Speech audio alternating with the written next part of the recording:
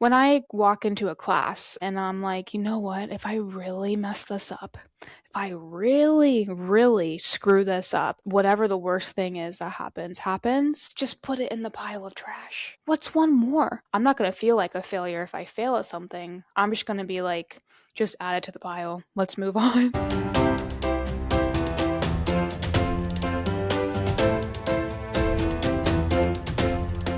Hey everyone, my name is Priscilla Piper, and welcome to the Decision to Dance podcast. Without further ado, let's go ahead and get into today's episode.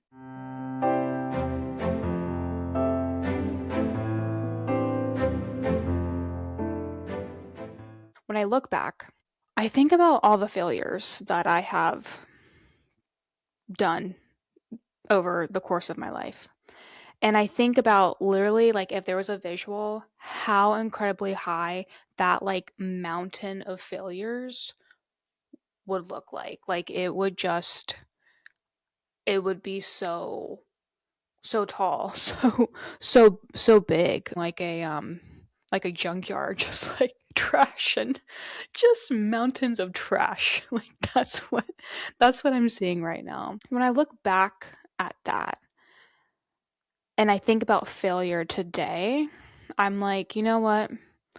What's one more thing? What's one more thing to my pile, mountain, high, long of failures? Like, what's one more thing? I do still care. Like, I care. I'm always going to care about other people. But the way I approach things now, I'm so much more self assured. Now, when I think about taking risk, which I would have just never done before, I'm like, you know what? Like, what's one more? What's one more failure? So when I walk into a class and I'm like, you know what? If I really mess this up, if I really, really screw this up and just whatever the worst thing is that happens,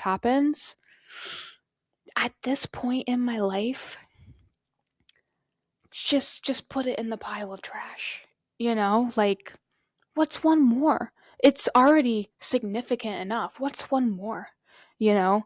And that's a perspective that I did not have before. Honestly, in the past, it just was like, look at my failures. I'm a failure. Like that's how it felt before. But now that I have some perspective, and I guess just getting older, you gain some perspective on life and everything. I'm not going to feel like a failure if I fail at something. I'm just going to be like, just add it to the pile. Let's move on.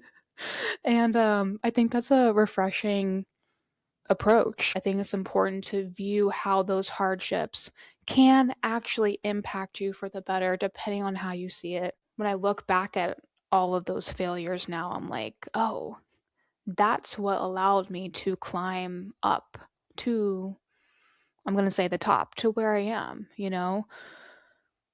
Life isn't meant to just be handed to you as much as you want it to be. And because of all of that, like, I feel like I stand stronger as a dancer. Like, because I have been through all of that, I'm going to hit harder. Like, I'm going to be more thorough and thoughtful in how clear I am in my movements, because I know who I am and I know what I've been through and I know what I've overcome, and I deserve to be here. And I'm going to be so clear about that you're going to see that in my movement. And when you're not in that place, you can see it in your dancing. And I know, because I've been there, where your body shapes aren't as defined. You can't really see what I meant in my movement because I'm not clear in how I'm moving and the energy that I'm executing throughout my body. I remember my senior year, I choreographed my own solo. It was like contemporary.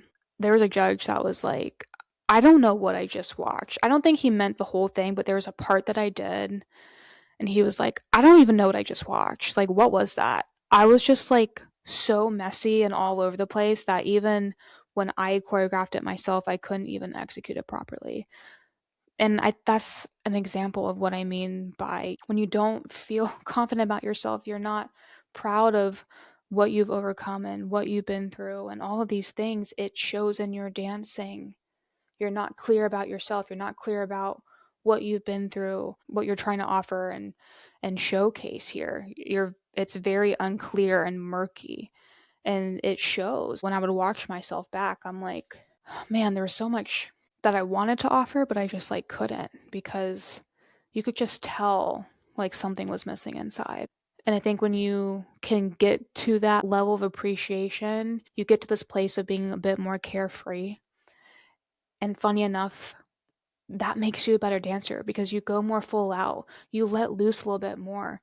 You kind of naturally, I feel like, are dancing in the pocket a little bit more of the music rather than being so ahead. You're like kind of relaxed in it.